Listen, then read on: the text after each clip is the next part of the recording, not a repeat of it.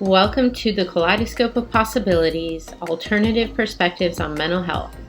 My name is Dr. Adriana Popescu. I'm a licensed clinical psychologist and leader in the field of mental health, energy psychology, addiction, trauma, and empowerment. In this podcast, we will be exploring mental health from a variety of perspectives, from the spiritual to the shamanic and beyond. What if mental illness isn't everything we think it is? What if everything we see as a pathology is actually a possibility? What else is possible with mental health?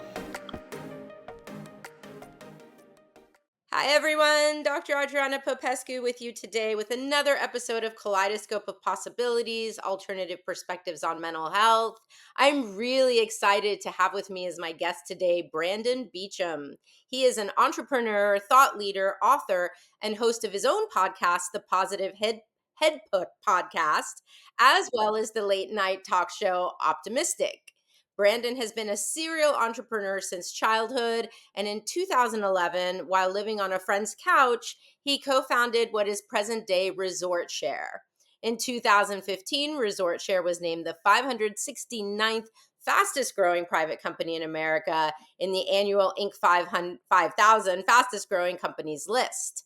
Later that year was when Brandon began his Positive Head podcast, which to date has amassed over 15 million downloads and has consistently rated in the top 5 in the spirituality category on Apple.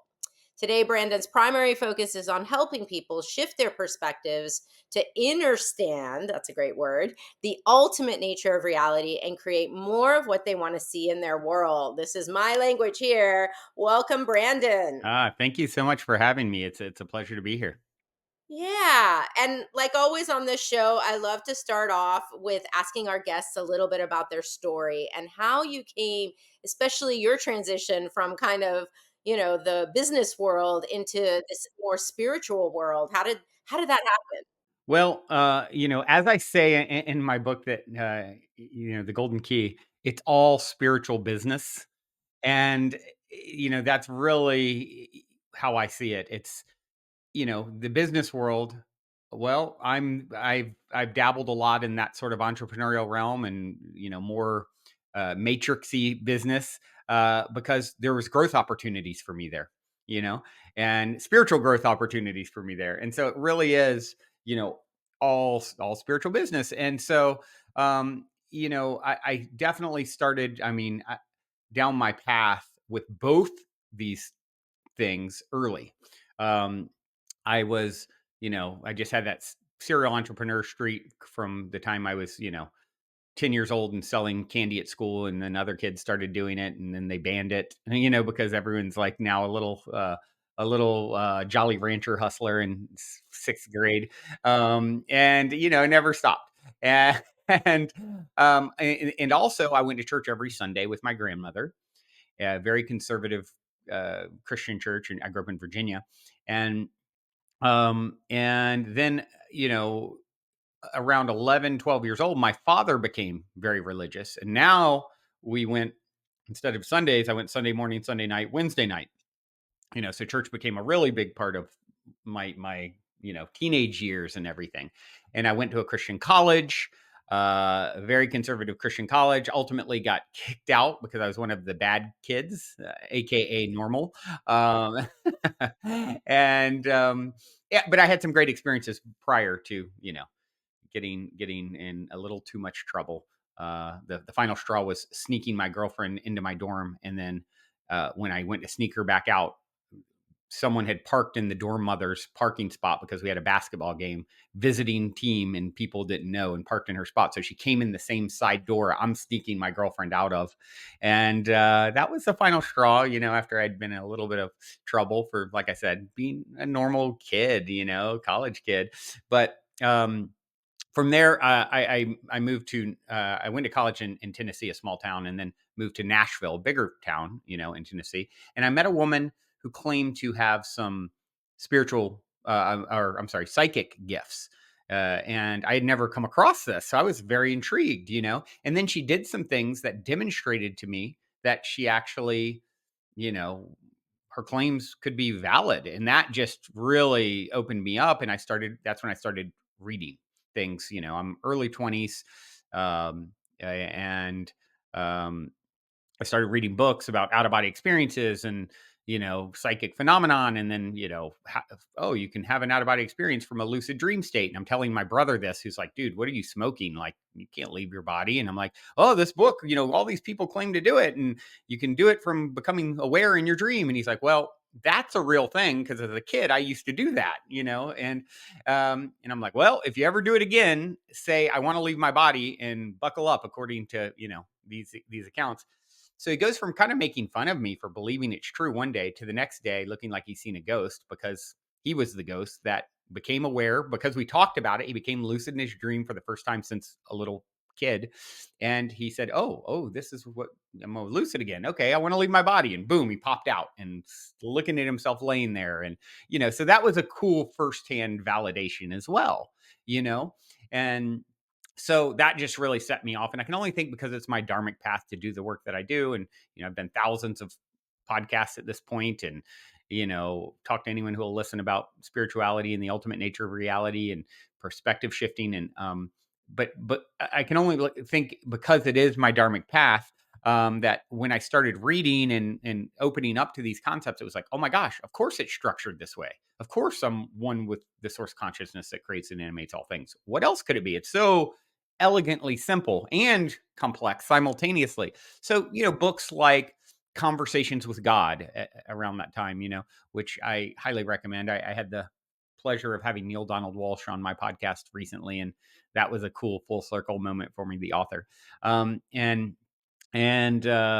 yeah, so from there it was just, off to the races. It's like understanding these perspectives of all is literally one, act accordingly is what I like to say. That's one thing to understand that theoretically. It's another thing to apply it in the day-to-day life. As Mike Tyson says, everyone's got a plan till we get punched in the face. And so once you start, so that's been my journey. It's like, teaching best what I'm most need to learn and am learning, and learning to apply, these principles and ideas of, okay, everywhere I go, I'm there waiting for myself. The consciousness that animates my form is the consciousness that animates your form. The separation between us is illusory in nature. Now act as if that's the case in the face of maybe you're challenging to deal with. Maybe you're, being an a-hole, maybe what, and so that's really been my journey, is really integrating a lot of the concepts and a lot of cool synchronicity and magic along the way that's really helped to anchor it in for me more fully. Love it. And so many things I want to riff off of what you said. And you use the term learning, and what pinged in my mind is yes, we are all here learning, and how much are we actually unlearning, having to unlearn, Right. right? Like Hmm. you mentioned your brother and his sort of, innate abilities as a kid to already do lucid dreaming. And I think that is so true. We come into this world, our essence, our spirit is already part of the oneness. And we know that, I think, as babies and small children. And somehow we forget or we get disconnected from that. Like, can you talk a little bit about how does that happen for folks? Yeah. Yeah. It's, I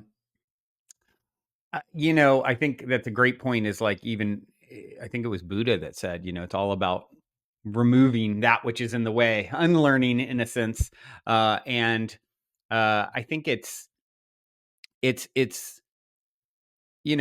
a daily conscious effort, like understanding that you are an evolution. Everything on this life has its season and its evolving process. So a lot of times I think it's tough because our evolution is two step forward and one step back a lot of times too. It's like a dance. It's like a spiral. As you're going up, you circle back on things that you think you've already worked through for deeper layers of release and clarification. And so the universe is always giving you situations which allow you to become more, and the once you start posing the question, why is this happening for me instead of to me, you're really on the fast track, because now, oh, okay, this isn't what I would prefer necessarily from my human level consciousness and awareness. I would have chosen this great thing to happen, but no, okay, this thing happened instead. Not my preference, and I'm just wise enough in my journey to know um, life is happening for me, not to me, and through me. And so I need to look at this. What is this doing to make me become more? Where is the silver lining? What is the nugget of truth and wisdom and growth? Smooth seas never made for a skilled sailor. You came to be a skilled sailor. So, instead of judging it as bad or wrong, it's, understand you're playing checkers from your human level consciousness. Your higher self that you're doing this dance with is playing chess. So you can't see the bigger picture sometimes. But as one of the keys in my book, trust the mystery. I don't know, but I trust it. And I'm here to see, what is this trying to show me about myself so that I can become the next greatest and grandest version of myself. And that's the dance. And that is the dance. And every time you find yourself falling off the wagon and feeling down and negative, it's like, what story are you spinning around it? Because you are the creator and created rolled into one. You are an emanation, a fractal of source consciousness. It creates. Abracadabra translates to I create as I speak. So you're spelling, you're casting a spell. Your words are your wands. So, okay, what am I saying? What story am I telling around this event or happening? And then abracadabra, like, so but the game becomes, okay, get good at telling. The only thing I've ever been good at is telling good stories about myself. And then I get challenged more where I've seen myself waver more in the last year with feeling, negative thoughts or self doubt or things like that have revisited me more in the last year than in the last 10. And it's like, hold on, aren't you more advanced? Maybe you are. And that's why you're getting to come back to some of these things for deeper and further release. Yes. You said something so important that I really want to highlight is that shift in consciousness between this is happening for me rather than to me. I mean, I think that really speaks to something I often talk about with clients, which is victim consciousness, right? Like, how much in this reality are people functioning from this belief that I have no control over what happens to me? I'm powerless in some kind of way. And then also, like, I think that can lead to like not really taking responsibility for one's life. Um, or waiting somehow for something to happen rather than realizing, though, you actually have to be the initiator of creating your life. No one else is going to create it for you. Yeah. Yeah. One of the most controversial things I ever say, probably the most controversial thing I've ever said on any podcast show, whatever, is I don't believe there's ever been a victim in all of eternity. And that's a really challenging statement. And I get it. There's probably people triggered instantly. You haven't been through what I've been through or the horror that happens out there. And so I don't want to diminish the pain that's caused by, things that could be judged as a victim, right? The horrors of war, I mean, there's so much. And we're not seeing the full picture. You don't know the history of the souls involved. I believe, eh, eh, you know, everything is a soul contract. It's all, nothing has happened that we haven't signed up for at some level. And this is truly a game to your soul in a sense. It's school, it's a game. And your soul knows going in, if it's going to go through something really challenging in that life, that it's going to actually grow from it. It's going to balance energies, karmic energies, perhaps, where this innocent child, you don't know what that innocent child's eternal soul has done previously, right? And that's really, I get it. Like I said, it's very, very challenging. But when you start to, you can drop into like, like Ram Dass said, death is like taking off a tight shoe. I've had uh, several people near me that have had experiences of connecting with all that is, and you hear this in near death experiences, and then having to come back in their body, and they're like, oh my gosh, I got to go back to this heavy little thing. How am I being going to fit in that? I'm so grand, and and uh and so I think, we're seeing from this very limited, if you're looking at this much of something, it seems completely, like the math doesn't add up. It seems unfair. It seems unjust. But if you can see the whole, if you could zoom out, I believe you would weep at the beauty of the perfection of everything, that everyone's always getting what they need for their soul's advancement. And what we are isn't for the faint of heart. I mean, we are, we're source, we're God, we are God Godding, we're God experiencing herself, and that doesn't mean get egotistical or a bit, because everything is source. Hey, everywhere you go, you're there waiting for yourself. You are the greatest of the great and the lowest of the low, and it's all necessary for source to know itself, right? And it's all valid. And so what we are is very, it's like I said, not for the faint of heart. And so, this idea of victim, it completely disempowers you. The only thing that you have control over is the perspective you bring to what's happening. There's all kinds of, and I talk about this in my book, The Golden Key, which I'm happy to gift to the audience, by the way. And it, I talk about this, how creating your reality, there's a lot going on there. What is the vibrational offering I'm having in this moment? What was the vibrational offering I had yesterday, the last 10 years? Well, what about my soul contracts and lifetimes of stuff that's coming in energetic? So it's like a stew, and so sometimes you get exactly what you expect, but more often than not, it shows up in a way different. And so the thing that you do have control over and is the perspective that you bring to the unfolding of the happening. And that is where your true power lies. And the interesting thing about that, the more you bring the vibration of what you want to see more of, the more you see reflected in the future matches, because that which is like unto itself is drawn. Water seeks its own level. So the more you're being the thing that you want to see more of, despite what's happening out there, the more you'll like what's happening out there, because it's the way it all functions. That which is like unto itself is drawn. Be it to see it. And if you want to know what you'll see tomorrow, look at what you're being energetically today. And by the way, if some big thing is thrown in you didn't expect because it's part of a soul contract, cool. Why is this happening for me? How is this going to make me more? It might be painful. It might hurt. It might be challenging. It might be devastating in some ways. And you're not here to be happy though. You're here to, Eckhart Tolle says this, people have got it all wrong because they think the world is here to make them happy. And somehow they're getting gypped and they're missing the boat on this, the aim of the whole game, happiness. The world isn't here to make you happy. The world is here to make you conscious, he says. And so when you start looking at it through that lens, your soul, that's all the soul cares about, is you becoming more conscious so that you can hold more light and be more of what you're evolving into, back to the one, and so it's a really it's really important to understand, look, that's the only power that I have, is what story am I going to tell around this, and what perspective am I going to hold? And I'm excited when I get something that I aim to get, managing my vibration, and I trust when I get something that I didn't intend.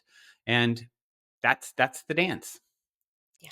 And I think to really highlight that it's a choice. I don't think people understand that I choose my perspective, because so many people are on autopilot. They're functioning from their limiting beliefs. They're functioning from this victim consciousness, whatever it is. And they don't actually believe that they can create a change in perspective. Like, this is just how it is. And I wanted to ask you about kind of like the present times that we're living in. Sorry, my little kitty here. I'm going to, the kitty in the cone struggling. He's going through his own challenges. um, yeah, like in these times right now, I mean, the world is on fire, literally. It's things are insane in the world. I think people more than ever are really in a dark night of the soul, if we want to speak kind of that Humanities language. collectively, yeah. Yes. And so how do you, I think a lot, like what I hear a lot from folks I know is like that, the truths that you're speaking, which I do believe you're speaking truth, it seems harder for some right now to hold on to. There's this fear. Understandably. Yes, there's a lot of fear. It feels like the world is coming to an end. People have lost their minds. There's so much violence, hatred, all the things in the world. How do you help them make sense of all of that? Yeah. So once again, to reference back to the book, I share the metaphor of humanity's comparing it to the journey of the butterfly. And the butterfly, of course, starts out as a caterpillar, And I was telling my mother this when I was writing the book, and she was like, it was cool because I was like, well, Mom, the caterpillar starts out and it just eats incessantly everything in its path, just without wild abandon, no consideration, destroys. She's like, I know my geraniums are getting eaten up by these stupid caterpillars right now, right? And then one day, inside the caterpillar, something unexpected happens. A different type of cell pops on the scene within it that they call them imaginal cells. And the caterpillar cell looks at that and says, "This doesn't belong here. Kill it." And it successfully stamps it out, right? But then another imaginal cell over time, and then another, and there's this internal now battle starts going on, and eventually the imaginal cells, there's enough of them that wake up within the caterpillar, they come together and they overthrow the old system of the caterpillar cells. And at this point, chaos ensues. The caterpillar melts. The caterpillar cells actually, this is when they go in the chrysalis, and the caterpillar cells actually melt into a goo that the imaginal cells feed on. So all the pain and destruction of the caterpillar becomes the fuel for the imaginal cells, which then, by consuming that and metamorphosizing it, becomes the butterfly. And so just when the caterpillar thinks its life is over, it becomes a butterfly. And that's where we're at somewhere. We're in the, I even refer into the book, I call it the COVID chrysalis, you know. Um, so, we are going through that process, and it looks messy when everything's melting into a goo. But something old has to die in order for something new to be born. And so, that is the perspective I take on all of this that's happening. Mhm. And I'm right there with you, and I also can see where people really struggle with that. I think especially when we start, let's, bring in the mental health piece. When you see so many people, struggling with depression, loneliness, isolate. I mean, I feel like a lot of people never really came out of lockdown, right? They're still in some ways in that separation. um, I work with addiction. Our rates of addiction have gone up tremendously. A lot of people are leaving the planet in various ways, including by self, like through suicide. And so, yeah, how it becomes that much more difficult even for them to find any light. You know, it's interesting, the mental health thing that you bring up, and it's like we can judge that, this idea that, they're meant to, if they don't get it fixed, let's say, then something is bad or wrong.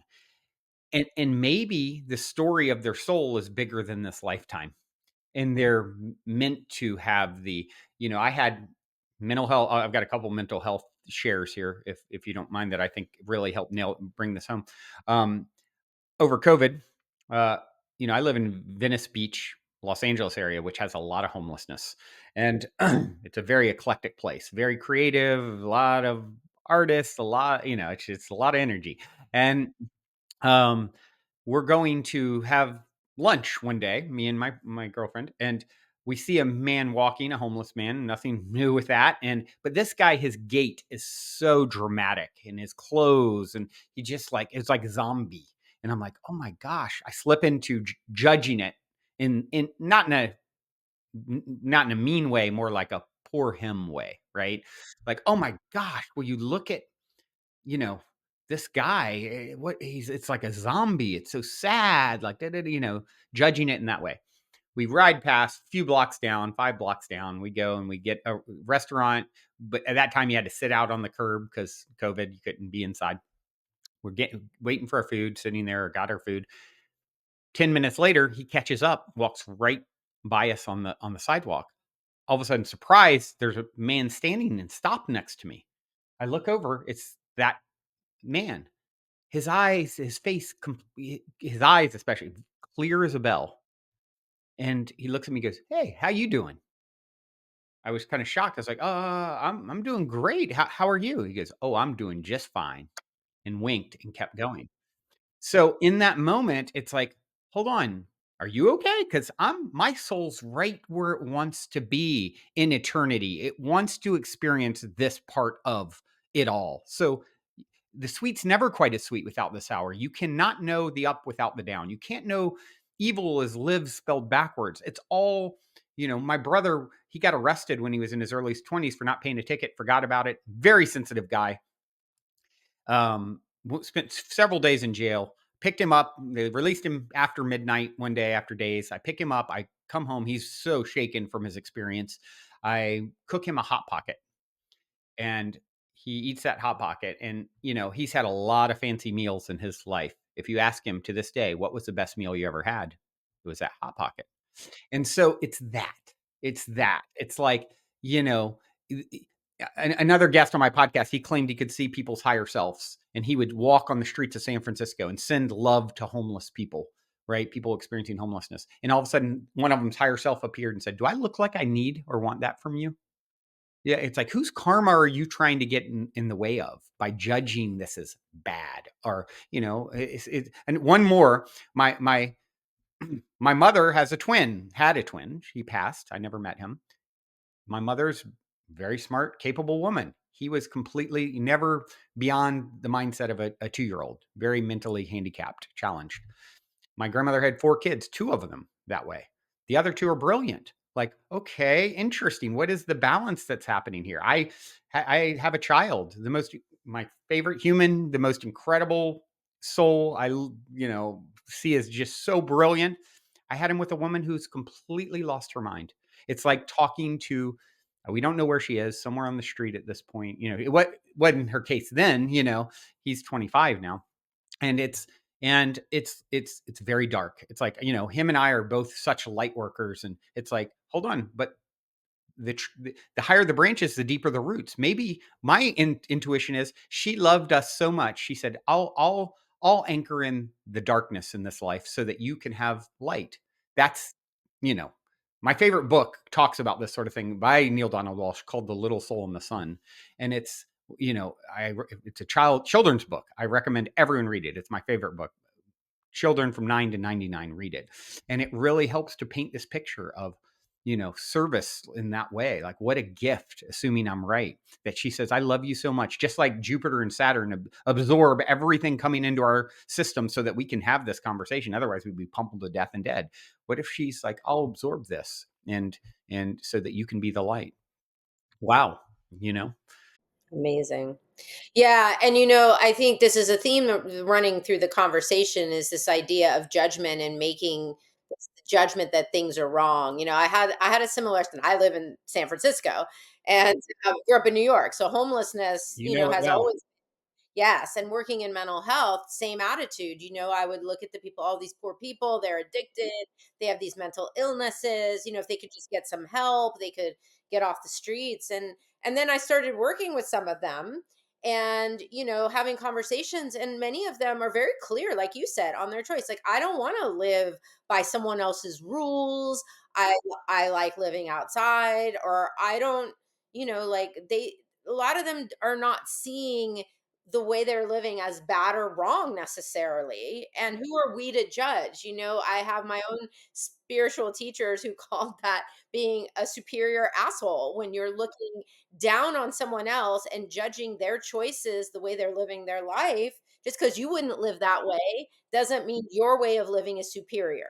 And that was a big lesson for me. Yeah, that's a huge, huge lesson. And, it's it really helps to come to peace. As we talked about earlier, you're not here just to be happy all the time, but you can be at peace with what is. And so,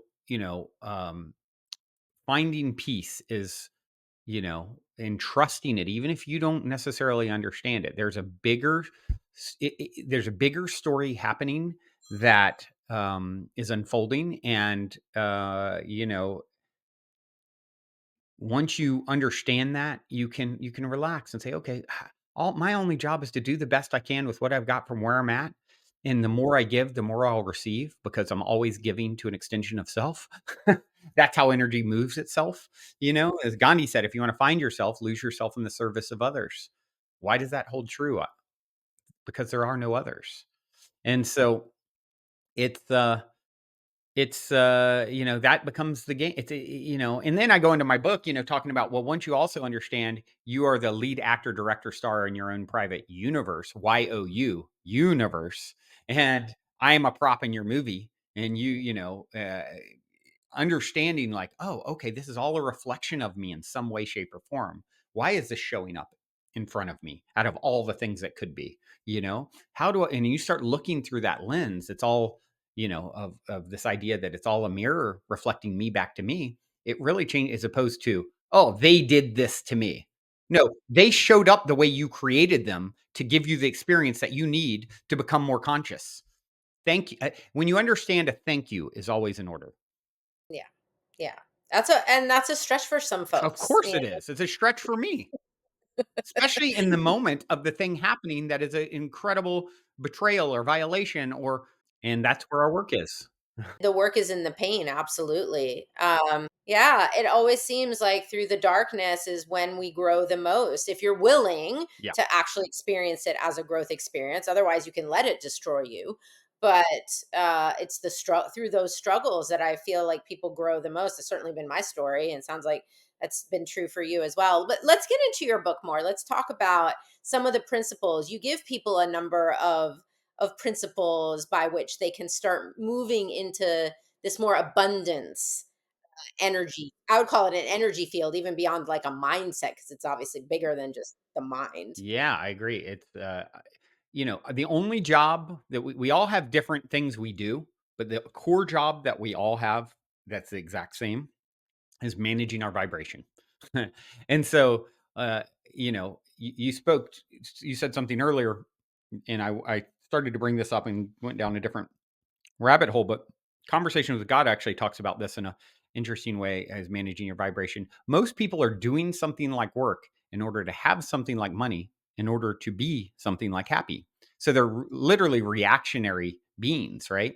You want to become a proactive being, knowing how you're showing up regardless of the external circumstances. And so instead of doing something like work in order to have something like money, in order to be something like happy or fulfilled or at peace, right?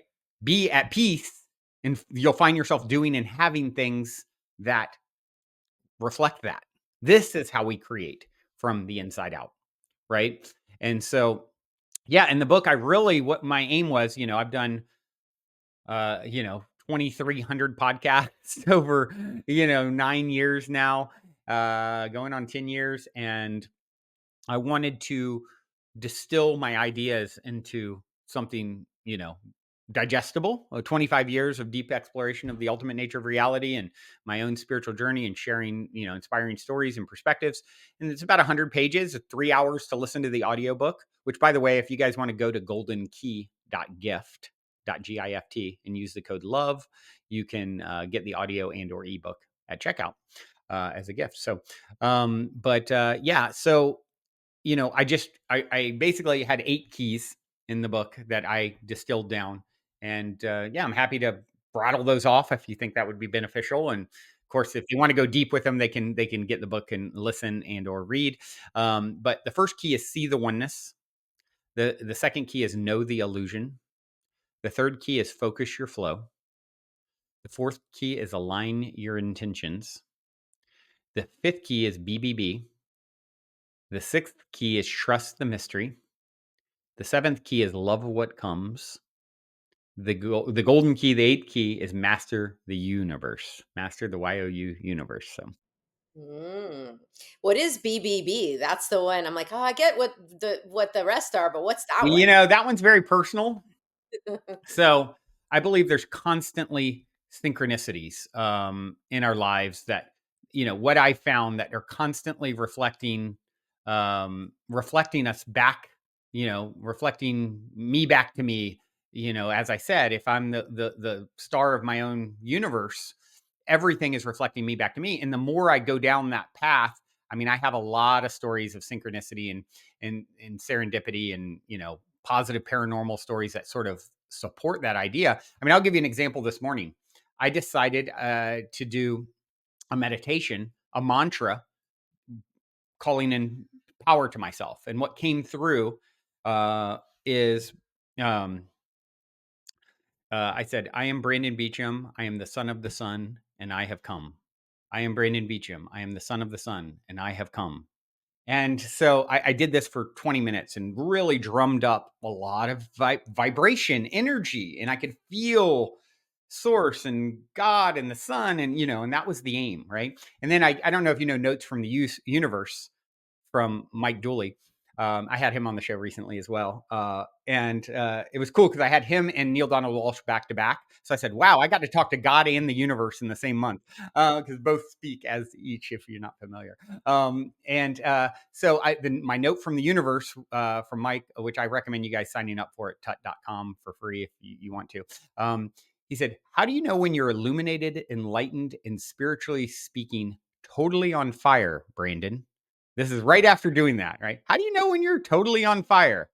Whenever you're choosing to be happy, the universe. And then he goes, P.S. Yeah, I deliberately sent this one today.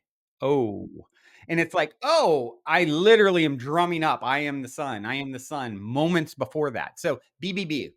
My name is Brandon Brent Beachum, and I've had a lot of my own journey has been overcoming doing. I was saying this to my friend the other day, and I said, "Yeah, you shouldn't should on yourself."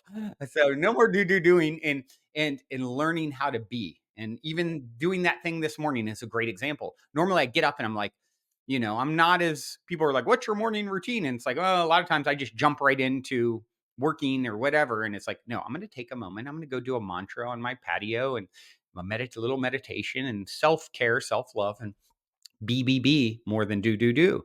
And so that's really where that one came from. It's like, it's encoded. It literally is encoded in my name of what part of my lesson is, And so when you start looking at life through that lens, I mean, the amount of synchronicity stories I have, serendipity stories, spiritual breadcrumb stories, I share some in the book, and I have some wild ones. And it's to me absolute confirmation that you know what I believe so wholeheartedly. It's all alive and connected in a mirror reflecting me back to me. Synchronicity is a powerful way that is demonstrated. Yes, and it works the other way too, right? If you see everything through a more negative lens, through that victim consciousness, the world will mirror back to you exactly what you believe to be true. Exactly right. Placebo. They found 30% conservatively of healings, including surgeries, are placebo. There's also nocebo, the opposite, right? What you're referencing. So, I started telling this story when I was young. I don't believe in getting sick. I just made that up. I would say it to who anyone would listen. Oh, you have the flu? Oh, give me a hug anyway. I don't believe in getting sick. Now you are telling that story too. You signed off on the, and so, yeah, it really is. I'm not saying I've never been sick, but very few times in my life, and so I attribute it, and of course, someone like former guest Bruce Lipton wrote The Biology of Belief that shows how this works on a cellular level, the actual science of this. This isn't just woo woo, spiritual concepts. That now science and spirituality are doing a dance that's incredible, reflecting two sides of the same coin. I think the deeper you go into science, especially the quantum physics stuff, like the closer you are to spirituality and oneness. And most scientists, if they're willing, like the Dr. Bruce Liptons of the world, they see that and they acknowledge that. So Yeah. Yeah. More and more are doing so as well. exactly. The last piece I wanted to ask you about is this really cool concept you kind of developed based on your book called the abundance game. What is that? Yeah. So I basically just, I gift the book and then I give people the opportunity after reading it, if they want to donate anything, and then I set it up where they can also create a code themselves and share with other people. And then if they donate, then, it's how do we all share the abundance? And, to be very straight with you, part of my journey is not doing too much and spreading myself too thin. And so the game, I don't feel I've committed to it as much to manage it and promote it properly. So it yeah, it's something that I've actually considered going back into the book. I'm going to do another edit at some point, and I think simplify. Even you said, "Oh, I don't know if I fully get it," and it's like, it really requires me to be fully focused on it. And meanwhile, I'm like, I'm over here and this and this and this and this. And so, but when you read it, it doesn't take anything away from anything in the book and the information in the book and the ideas and concepts. But the basic premise of it is, hey, you can get the book for free. Oh, if you want to pay something for it afterwards, you certainly can. And you can also invite other people. And if they pay something for it, then you can even share in that, and we spread the abundance in that way. So that's the premise of it. Really cool. I love this conversation we've been having. I think the world more than ever needs to hear these things. People are really lost. They're in a dark place. Many people are in that dark night of the soul, and they're really struggling. And I think, us having this conversation, the work that you're doing, the phenomenal work you're doing with your podcast, it's really, some of my favorite people you're having on as guests. I love it.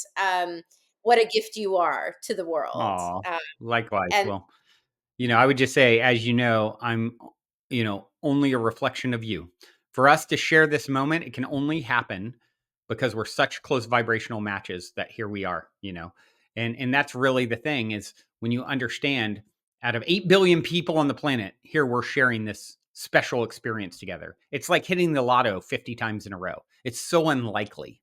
And so that's the question I always, out of everything that's vying for my attention, it's like I'm somehow connecting in here.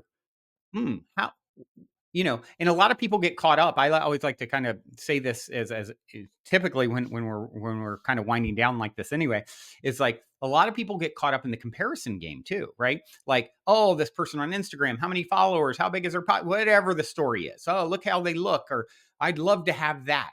Instead of creating separation with it and saying, oh, and feeling not enough or whatever, say, wow, I'm such a close vibrational match because that which is like unto itself is drawn, that this thing that I admire or want more of for myself is popping up on my Instagram feed or in my face at the grocery store or, as a friend, my ex-business partner is incredibly wealthy and he got all his start, he came, the catalyst came from the company I began and gave him equity into. It got hit by an asteroid. I had more financial hardship after that. He went to the moon. I can now look. He actually called while we were talking, and I write about him in my book as the villain in my hero's journey tale, right? And then what do you know? Synchronistically, 6 years after not talking, he goes gangbusters successful. I have lots of ups and downs, and the day I submit the book where I write about him as the hero in my, the villain in my hero's journey tale, saying I know it happened for me, not to me, and he was did by divine design. He calls me the day the book is done and I submit it. It says, I know you don't want to hear from me. It's been 6 years, but I've had my own spiritual awakening. Now I now realize you were right about a lot of these things and and now he's back in my life and redemption. And, and so that's, that's the thing. Like, Eben Alexander on my podcast talked about this when the Harvard neurosurgeon who died, went to the other side, miraculously came back. They pulled the plug, thought he was gone after a week in a coma. And all he remembered is what he was shown on the other side. And he said that, he goes, often the villains in your story are your best friends on the other side. They're playing that role for you to have the experience that your soul wanted to have as a gift.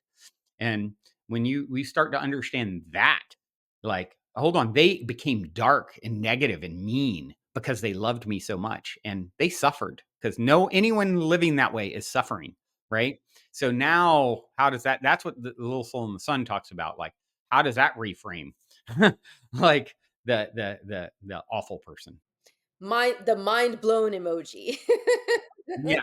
Yes, it is mind blowing. It's like there has never been a soul more worthy in all of eternity than you hearing these words, because you are an extension of every soul. You are it. And you are the lead actor, director, star in your own private universe.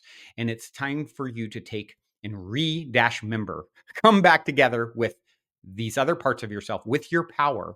And thank goodness you were cut off from it, because you can't know that what you are unless you know that what you are not. And if you're hearing this, it means you're ready. You're ready to step back into your power. You are the son of the sun, the daughter of the sun, right? And it's it is time. Enough playing small and forgetting. And It's such an incredibly gratifying journey. It's all worth it. Beautiful words. Thank you so much for being with us today. We're going to go ahead and put links in the show notes, but go ahead and remind the people, if they want to find you, your work, where do they go? Where do they Yes, get the yes. book? You can find me on social media. You can search Brandon Beachum, and mostly on Instagram. I'm not huge on social media, but Instagram. You can find the book at goldenkey.gift. Use the code LOVE at checkout. You can let's see, optimistic.tv, spelled like mystical, MYSTIC. You can see, the late night style show we produced during just prior to COVID. And otherwise, Positive Head podcast, of course. Anywhere there's you hear a podcast. Yes, all the All the places. places. Thank you so much for being with me today. Thank you for your words of hope and inspiration. For those of you who've been listening, thank you for tuning in. If you've liked this podcast, please do share, rate, review, all the things, so we can get this out there, so more people who need to hear this message can hear it.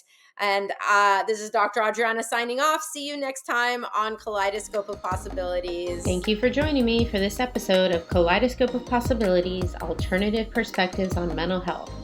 This has been Dr. Adriana Popescu. If you enjoyed this episode, please like and subscribe and share with others.